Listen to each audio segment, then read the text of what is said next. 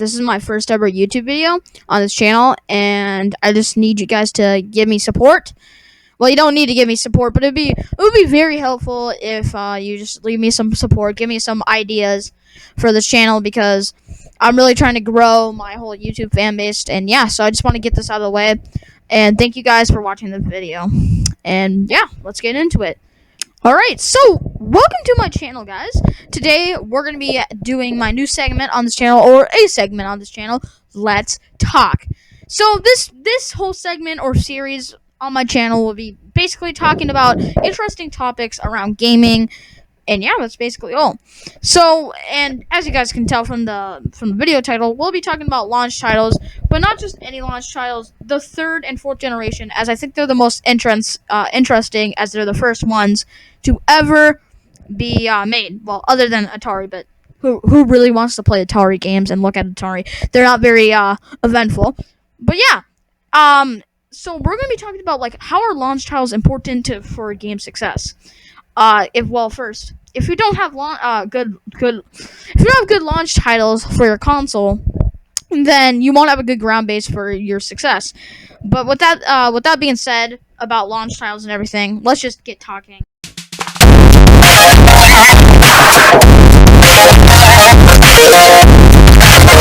Alright, so the third generation of game consoles specifically had the NES, the Master System, and the Game Boy. Now, the Game Boy can be classified as fourth generation. I think it's third generation because it's 8-bit. But starting with the big boy of the home consoles this generation, we have the NES.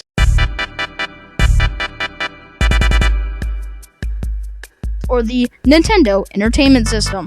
The NES launched in October of 1985 in America. We're going off of America, by the way. And it launched with some pretty big times that were overall very solid.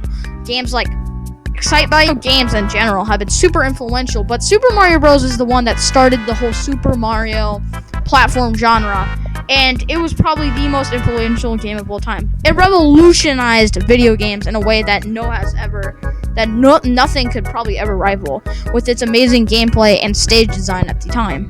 Now, I think it's kind of aged, but overall, it's still a pretty good game. We also have a port of their big hit, Donkey Kong, and wrong game. The arcade, which is overall pretty good. But the problem with this launch is that it didn't really have anything other than those games. I mean, they had Ice Climbers, Mario Bros, and the rest were all garbage. They were just mediocre sports games. So overall, I'm pretty sure they were pretty solid, or maybe even pretty good. Now on to the Master System. No! Okay, no, but to be real here, I want to give the Master System a fair chance. It only had 2 games, which is pathetic. And I know the N64 did as well, but the N64 launched with Mario 64. What did the Master System launch with? Safari Hunt.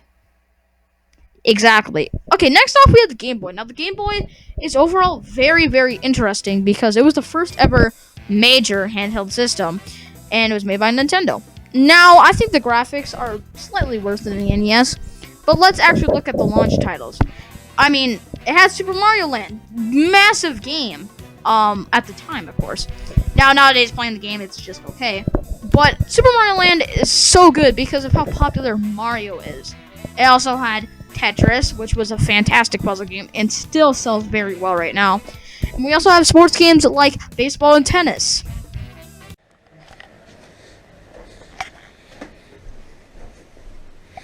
They aren't good. 6.5 out of 10. Next up, the Sega Genesis. Sega Genesis launched in August 14th, 1989, slightly after the Game Boy. Now the titles of this console were mainly sports and action games, which, I mean, I'm not the biggest fan of sports and action games, but hey, they can be really fun. I love action games and stuff like that. The games feel like arcade games, though, like just remade on console, like Mortal Kombat, which is probably what the Sega Genesis was most well known for. It's like the arcade type console. I mean, the Neo Geo also did that, but yeah. Altered Beast was a successful arcade-style beat-em-up game, and Ghosts and Ghouls was also an okay game. Other than that, we just have some sports games that were honestly just okay. I don't think it was that great. It didn't have enough notable names, but it did have some decent titles. 4.5 out of 10. Next up, the SNES, aka the sequel of the NES, aka the Sega Beater, aka the best console right now, aka the... You know what? I just need to stop.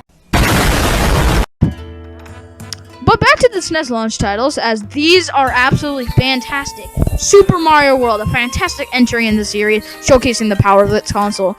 F-Zero is a crazy, fast, fun, and hard racing game that satisfies if you weren't really into, like, I don't know, Mario Kart.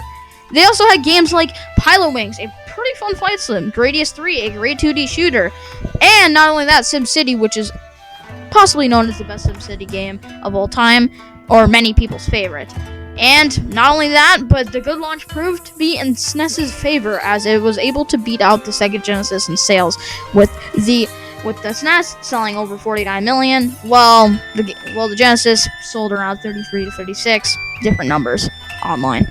So 8.5 out of 10. Now, we have to talk about the Game Gear. Now, the Game Gear I didn't talk about before the SNES, simply because I don't think it was that important. But the Game Gear basically just had Master System games.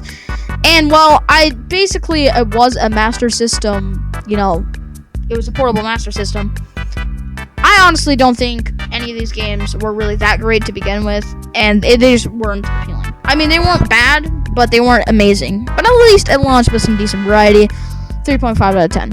Now, let's give our overall thoughts on these launch titles. Were they any good? Were some of them great? Well, like I said, SNES overall had the best launch. And just Nintendo overall succeeded during this generation because of how many franchises they were able to have compared to Sega. Now, Sega Genesis was doing well, but that wasn't because of their franchises. I mean, Sonic is big. But other than that, like, seriously, Golden Axe, Altered Beast, nothing really big there. So, just overall, I feel like Nintendo just won the early generations and proved that launch titles in video games were just so much more important than people thought. Like, for the hardcore fans, having those games at the launch was amazing because they could just literally go. Like, imagine you buying a NES and all they had was Clue Clue Land. Like, are you gonna be fun? Baseball and Clue Clue Land. Like, I mean, those aren't stellar titles or anything. But now the SNES, you have things like... But, I mean, if you have, like, good titles, like Super Mario Bros., people are going to be like, yeah, this is fun, this is a good console. And first impressions are honestly pretty important. So, overall, Nintendo definitely won these launch titles. And if you want to see, like, a part 2, where I take a look at the 3D, GameCube, N64, PlayStation 1, Xbox era, I can talk about that. But for now, I just want to see you guys all in the next video. Goodbye.